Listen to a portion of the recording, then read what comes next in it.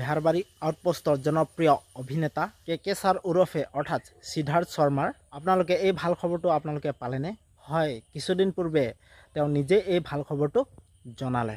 পিছে কি এই ভাল খবৰটো আপোনালোকক সবিশেষ জনাম। বলক ভিডিঅ'টো আপোনালোকে প্ৰথমৰ পৰা শেষলৈকে কোনো স্কিপ নকৰাকৈ চাব। আৰু পিছে পোনপ্ৰথমবাৰ আপোনালোকে জনাব তেওঁৰ অভিনয় চাই কোনে কোনে ভাল পায়। আৰু যিসকলে তেওঁৰ অভিনয় চাই ভাল পায় প্লিজ আপোনালোকে লাইক এটা আৰু কমেণ্ট কৰিবলৈ নাপাহৰিব।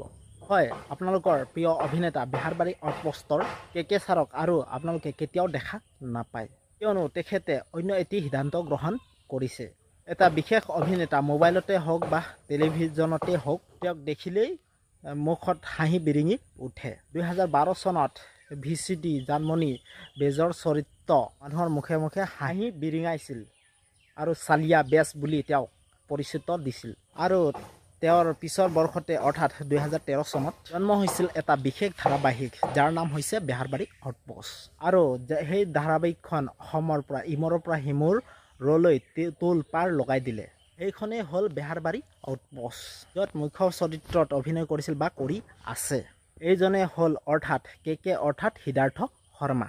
সকলোকে হাঁহিৰ খোৰাক জোকৰাই অহা এইজনে কে ছাৰ অৰ্থাৎ সিদ্ধাৰ্থ শৰ্মা। আৰু পিছলৈ ঘূৰি চাবলৈ হোৱা নাই, অসমীয়া ছবি জগতলৈ পালে এজন ভাল অভিনেতা।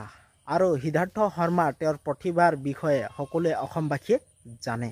ৰঘুপতি ৰাজনীতি স্বৰ্গৰত দূৰদৰ্শন বিভিন্ন ছবি পাতে তেওঁক সকলোৱে জানি আহিছে।